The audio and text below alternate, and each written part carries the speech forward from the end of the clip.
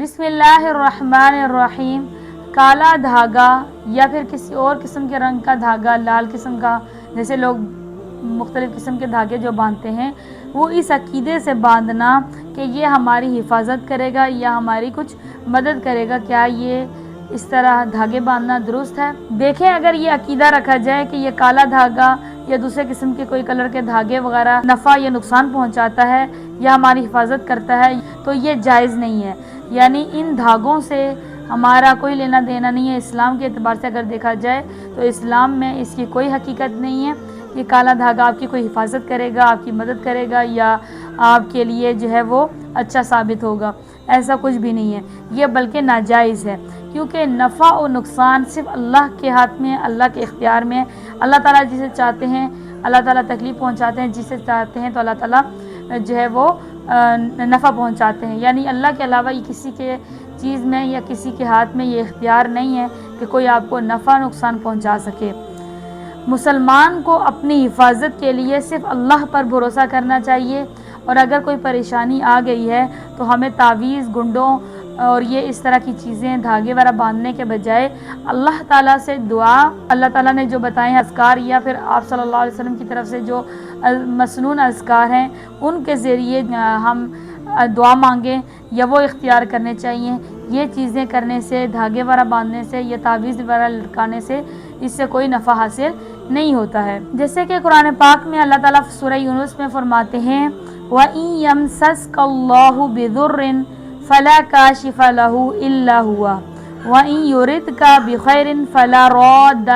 لِفَضْلِهِ، کہ اگر اللہ تعالیٰ تمہیں کوئی تکلیف پہنچائیں تو اللہ کے سوا اسے کوئی دور کرنے والا نہیں ہے۔ اگر وہ تمہارے ساتھ بھلائی کا ارادہ کرے تو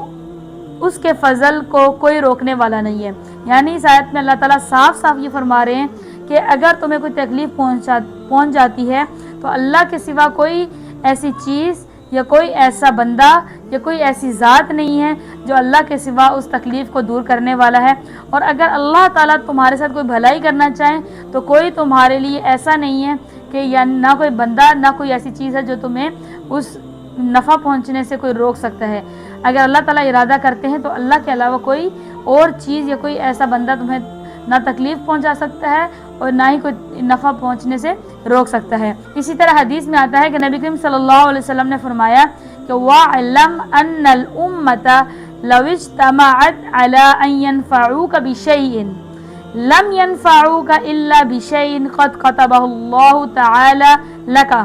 وَلَوْ اجْتَمَعُوا عَلَىٰ أَن يَضُرُّوكَ بِشَيْءٍ لَمْ يَضُرُّوكَ إِلَّا بِشَيْءٍ قَدْ كَتَبَهُ اللَّهُ عَلَيْكَ۔ اس حدیث میں نبی کریم صلی اللہ علیہ وسلم فرماتے ہیں کہ جان لو،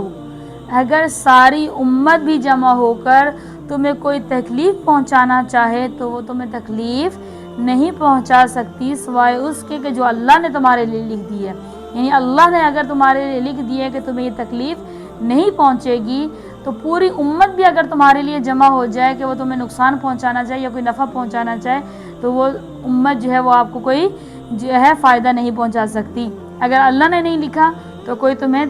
کوئی فائدہ نہیں پہنچا سکتا۔ اسی طرح آگے نبی علیہ السلام فرماتے ہیں کہ اگر ساری امت بھی جمع ہو کر تمہیں کوئی نقصان پہنچانا چاہے تو تمہیں کوئی نقصان نہیں پہنچا سکتا سوائے اس کے جو اللہ نے تمہارے لیے لکھ دیا ہے۔ یعنی اگر اللہ نے تمہارے لیے لکھ دیا کہ تمہیں یہ تکلیف پہنچے گی تو وہ تکلیف پہنچے گی، چاہے وہ کوئی نفع پہنچانا چاہے یا فائدہ پہنچانا چاہے۔ اللہ نے اگر تمہارے لیے نہیں لکھا کہ وہ تکلیف تمہیں نہیں پہنچے گی تو ساری امت بھی جمع ہو جائے، سب لوگ جمع ہو جائیں کہ وہ تمہیں یہ تکلیف پہنچے لیکن وہ تمہیں تکلیف نہیں پہنچ سکتی۔ اس آیت کا اور اس حدیث کا مطلب یہی ہے کہ یعنی جیسے کوئی تعویذ لٹکا دے یا پھر کوئی دھاگے وغیرہ باندھ لے تو ان چیزوں سے کوئی فرق نہیں پڑتا ہے۔ اگر اللہ نے تمہارے لیے یہ چیز لکھی ہے تو وہ تمہیں ہو کر ہی رہے گی، اگر اللہ نے تمہارے لیے کوئی تکلیف نہیں لکھی تو وہ تکلیف تمہیں نہیں پہنچ سکتی چاہے کچھ بھی ہو جائے۔ اسی طرح حدیث مبارکہ میں آتا ہے کہ من علق تمیمۃ فقد اشرک، کہ جس نے تعویذ لٹکایا اس نے شرک کیا۔ یعنی یہ بھی چیز دھاگے وغیرہ باندھنا، یہ بھی لوگ جو ہے تعویذ سمجھ کر اس کے بعد کوئی پھونک وغیرہ مار کر کچھ ایسا کچھ کر کے جب وہ تعویذ لٹکاتے ہیں یا پھر یہ دھاگے وغیرہ باندھتے ہیں اور اس کے ذریعے جو ہے وہ سمجھتے ہیں کہ یہ جو دھاگا ہمیں کوئی نقصان یا تکلیف سے بچائے گا یا کچھ بھی ایسا وہ سوچ لیتے ہیں اور وہ سمجھتے ہیں کہ ہم اس سے جو ہے نا ہمیں مدد ملے گی۔ تو اللہ تعالیٰ کہہ رہے ہیں کہ اگر تمہارا یہ عقیدہ ہے کہ یہ تعویذ یا پھر یہ جو ہے یہ دھاگے والا لٹکانا والا ہے، تو اگر تم ایسا اس عقیدے سے مانتے ہو کہ یہ چیز خود ہمیں بذات خود اگر یہ چیزیں ہمیں کوئی تکلیف یا نقصان پہنچا سکتی ہیں، تو یہ تم نے کیا کیا؟ شرک کیا۔ اب اگر دیکھا جائے تو بعض جگہوں پر یہ بھی دیکھا جاتا ہے کہ لوگوں نے تو تعویذ باندھے ہوئے اور بعض علماء خود بنا کر دے رہے ہوتے ہیں تعویذ وغیرہ، تو اب ان کا کیا کیا جائے؟ یہ تو اللہ نے شرک قرار دی ہے اس چیز کو کہ یہ چیز کرنا شرک ہے۔ دیکھیں اس میں بھی یہ چیز ہوتی ہے کہ وہ تعویذ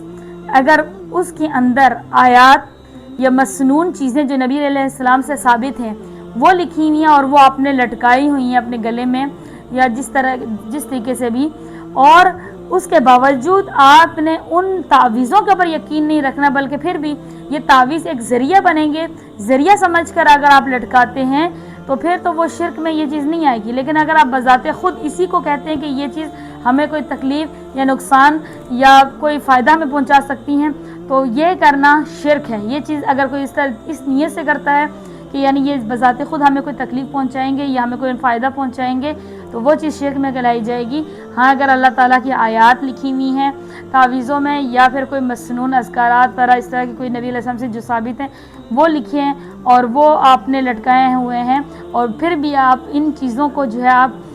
بذات خود یہ نہیں سمجھ رہے کہ یہ ہمیں نقصان پہنچا رہے، تو پھر تو شرک میں نہیں آئے گی یہ چیز۔ لیکن اگر آپ یقین رکھتے ہیں، ان تعویذوں پر یقین رکھتے ہیں اور اسی کو ذریعہ بناتے ہیں اور اسی کو جو ہے آپ سمجھتے ہیں کہ یہ چیز ہمیں خود نفع نقصان پہنچائے گی، تو پھر وہ چیز شرک میں آئے گی۔